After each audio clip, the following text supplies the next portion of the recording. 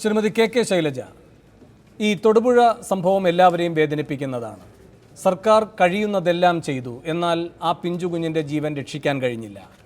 ഇപ്പോൾ കർക്കശമായ നിയമ നടപടികൾ പുരോഗമിക്കുന്നു. മാതൃകാപരമായി ശിക്ഷിക്കും എന്ന് സമൂഹത്തിന് പ്രതീക്ഷ നൽകുന്ന നടപടികളാണ് ഗവൺമെൻറ് കൈക്കൊണ്ടിട്ടുള്ളത്.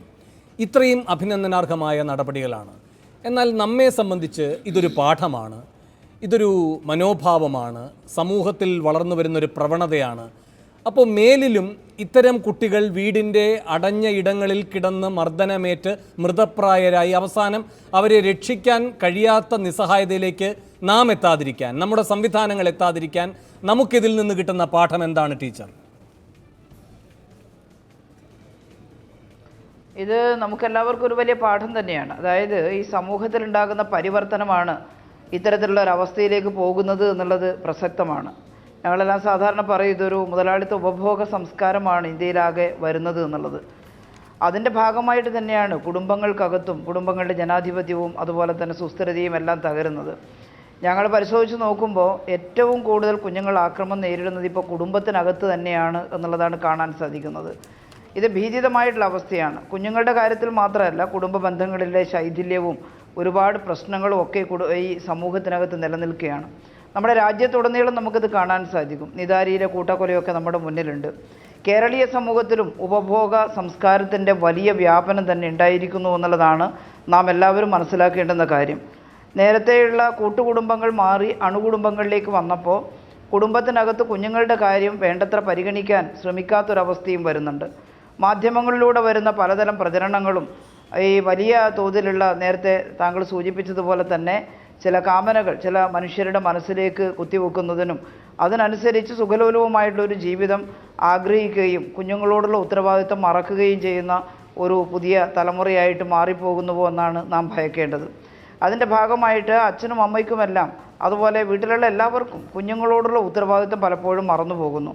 പലപ്പോഴും ഈ പുതിയ സംസ്കാരത്തിൻ്റെ ഭാഗമായിട്ട് ഈ TV മാധ്യമങ്ങളുടെ എല്ലാം അതിപ്രസരവും ഞങ്ങൾ പറയാറുണ്ട്, സീരിയലുകളും എല്ലാം അതിങ്ങനെ കണ്ടുകൊണ്ടിരിക്കുന്നതിൻ്റെ ഭാഗമായിട്ട് കുഞ്ഞുങ്ങളുടെ മനസ്സിലെ വിഷമങ്ങളും വേദനകളും മനസ്സിലാക്കാൻ ശ്രമിക്കാത്തൊരവസ്ഥയും പലയിടത്തും വരുന്നുണ്ട് എന്നുള്ളതാണ്. രക്ഷിതാക്കളാണ് ഏറ്റവും വലിയ കൈത്താങ്ങായിട്ട് നിൽക്കേണ്ടത്. സമൂഹത്തിനും ഉത്തരവാദിത്വമുണ്ട്. അപ്പോൾ കുഞ്ഞിൻ്റെ മനസ്സിലെ ഒരു ചെറിയ പ്രയാസം പോലും തങ്ങളുടെ വലിയ പ്രയാസമായിട്ട് ഉൾക്കൊള്ളാൻ പ്രായം ചെന്നവർ, മുതിർന്നവർ തയ്യാറാകുമ്പോൾ മാത്രമേ നമുക്ക് പൂർണ്ണമായിട്ടും കുഞ്ഞുങ്ങളെ സംരക്ഷിക്കാൻ സാധിക്കൂ. ഇത് ചിലപ്പോൾ ഒരു ഐസ്ബർഗ് പോലെയാണ്. പുറത്തു വരുന്നത് കുറച്ച് വിവരങ്ങളാണ്. ഞങ്ങൾ ഈ ഗവൺമെൻറ് വന്നതിന് ശേഷം വിമൻ ആൻഡ് ചിൽഡ്രൻ വകുപ്പ് രൂപീകരിച്ചു. ആ വകുപ്പിൻ്റെ പ്രധാനപ്പെട്ട ഒരു ലക്ഷ്യമായിട്ട് കണ്ടത് ഇതിനകത്ത് ഒളിഞ്ഞു കിടക്കുന്ന കുഞ്ഞുങ്ങളുടെ പീഡനങ്ങൾ പുറത്തേക്ക് കൊണ്ടുവരാനാണ്. കേസുകളുടെ എണ്ണം ചിലപ്പോൾ വർദ്ധിക്കും, അതൊരു വിഷയമല്ല.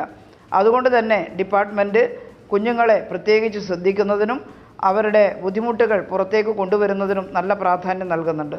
അത് പൂർണ്ണമായിട്ടും ആയി എന്നുള്ളതൊരിക്കലും പറയാൻ സാധിക്കില്ല. കൗൺസിലർമാരെ, അതുപോലെ തന്നെ ബാലാവകാശ കമ്മീഷനെ, ശിശുക്ഷേമ സമിതിയെ, ഇതിനെയൊക്കെ ഉപയോഗപ്പെടുത്തിയിട്ടുണ്ട്. ഞങ്ങളിപ്പോൾ ശിശുക്ഷേമ സമിതിയുടെ ഭാഗമായിട്ട് തണൽ എന്ന് പറയുന്നൊരു പദ്ധതി 1517 ഒരു ടോൾ ഫ്രീ നമ്പർ വെച്ചിട്ട് ആർക്ക് വേണമെങ്കിലും വിളിക്കാനുള്ളൊരു സൗകര്യം ചെയ്തു കൊടുത്തു. കുഞ്ഞുങ്ങൾക്കും വിളിക്കാം, രക്ഷിതാക്കൾക്കും വിളിക്കാം. അതിൻ്റെ പ്രചരണം ഇനി കൂടുതൽ ജനങ്ങളിലേക്ക് എത്തണം അത്രേ. ഇവിടെ വലിയ തോതിൽ 6600-ലേറെ കോളുകൾ കഴിഞ്ഞ വർഷം വന്നു. അതിൽ കുറേ കേസുകളിൽ നമുക്ക് നന്നായിട്ട് പരിഹാരം കാണാൻ സാധിച്ചു. ചിലത് കോടതിയുടെ മുമ്പാകെയാണ്. അപ്പോൾ ജനങ്ങളാകെ ഈ കാര്യം മനസ്സിലാക്കണം. ഒന്ന്, കുട്ടികളെ നമുക്ക് ദ്രോഹിക്കാനുള്ള അവകാശമില്ല. അവർ സ്വതന്ത്ര പൗരന്മാരായിട്ട് വളർന്നു വരേണ്ടവരാണ്. അവരെ അനുസരിപ്പിക്കേണ്ടത് തല്ലിയും മറ്റുമല്ല. മറ്റൊന്ന്, നമ്മുടെ സ്വന്തം ആവശ്യകതകളേക്കാൾ പുതിയ തലമുറയുടെ കുഞ്ഞുങ്ങളുടെ ആവശ്യകതകൾ കണക്കിലെടുക്കണം. അമ്മമാരും അതുപോലെ അമ്മുമ്മമാരും അപ്പൂപ്പന്മാരും എല്ലാം തന്നെ സ്വന്തം വിഷമം മാറ്റിവെച്ചുകൊണ്ട് കുഞ്ഞുങ്ങളെ സംരക്ഷിക്കാൻ നിൽക്കുന്നതാണ്. അത് പക്ഷിമൃഗാദികളിൽ പോലും നമുക്ക് കാണാൻ കഴിയുന്ന ഒരു കാര്യമാണ്. കുഞ്ഞിനെ സംരക്ഷിക്കാനുള്ള വ്യഗ്രത, ആ വ്യഗ്രത മാതാപിതാക്കൾക്ക് നഷ്ടപ്പെടുമ്പോൾ കുഞ്ഞുങ്ങൾ അനുഭവിക്കുന്നത് കൊടിയ പീഡനമാണ്. ഏതായാലും ഗവൺമെൻറ് നന്നായിട്ട് പരിശ്രമിക്കുന്നുണ്ട്. നല്ല ബോധവൽക്കരണം നടത്തണം. നിലവിലുള്ള നിയമങ്ങളെല്ലാം ഉപയോഗിച്ച് കുറ്റവാളികൾക്ക് ശിക്ഷ മേടിച്ചു കൊടുക്കണം. അതുപോലെ തന്നെ ഒരു കുടുംബത്തിലും കുഞ്ഞ് അവഗണിക്കപ്പെടാത്ത അവസ്ഥയുണ്ടാകണം. അതിനുവേണ്ടി വലിയ പ്രചരണ പ്രവർത്തനങ്ങൾ ബാലാവകാശ കമ്മീഷൻ്റെ ചെയർമാൻ കൂടി ഈ ചർച്ചയിലുണ്ട്, സുരേഷ്. അദ്ദേഹം വന്നതിന് ശേഷം വലിയ തോതിൽ പ്രചരണ പ്രവർത്തനങ്ങൾ വർദ്ധിപ്പിക്കാൻ നമുക്ക് സാധിച്ചിട്ടുണ്ട്, ക്ലാസ്സുകളും മറ്റുമായിട്ട്. വെറും പ്രചരണ പ്രവർത്തനം കൊണ്ട് മാത്രമായില്ല, എല്ലാവരും ജാഗരൂകരാവണം. എവിടെയെങ്കിലും ഒരു ചെറിയ കുറ്റകൃത്യം കുഞ്ഞിനോട് ചെയ്യുന്നത് കണ്ടാൽ അത് മറച്ചു വെക്കുന്നവരും കണ്ടിട്ട് കണ്ടില്ലെന്ന് നടിക്കുന്നവരും ഈ കുറ്റകൃത്യത്തിൽ പങ്കാളികളാണ് എന്ന് നാം മറക്കരുത്. അതുകൊണ്ട് കുഞ്ഞുങ്ങളോടുള്ള ദ്രോഹം മനസ്സിലാക്കിയാൽ റിപ്പോർട്ട് ചെയ്യുക, വനിതാ ശിശുക്ഷേമ വകുപ്പുമായിട്ട് ബന്ധപ്പെടുക. അതിൻ്റെ എല്ലാ സാധ്യതകളും ഉപയോഗിച്ച് കേരളത്തിലെ കുഞ്ഞുങ്ങളെ രക്ഷിക്കാൻ കേരളത്തിലെ ഗവൺമെൻറ്റും വനിതാ ശിശുക്ഷേമ വകുപ്പും തയ്യാറാകും. വലിയ വേദനയാണ് ഈ കുഞ്ഞിൻ്റെ വേർപാടിലുണ്ടായത്. അതിക്രൂരമായ ആക്രമണം എന്ന് പറഞ്ഞാൽ ഒരു മനുഷ്യന് ചെയ്യാൻ സാധിക്കില്ല, പൈശാചികമാണത്. ആ പൈശാചിക ആക്രമണത്തിന് കുഞ്ഞിനെ വിധേയനാക്കിയ പ്രതിക്ക് എല്ലാ ശിക്ഷയും മേടിച്ചു കൊടുക്കാൻ നമുക്ക് സാധിക്കണം. ശരി. ഒപ്പം ഇതൊരു പാഠമായിട്ട് രക്ഷിതാക്കൾ കാണണം.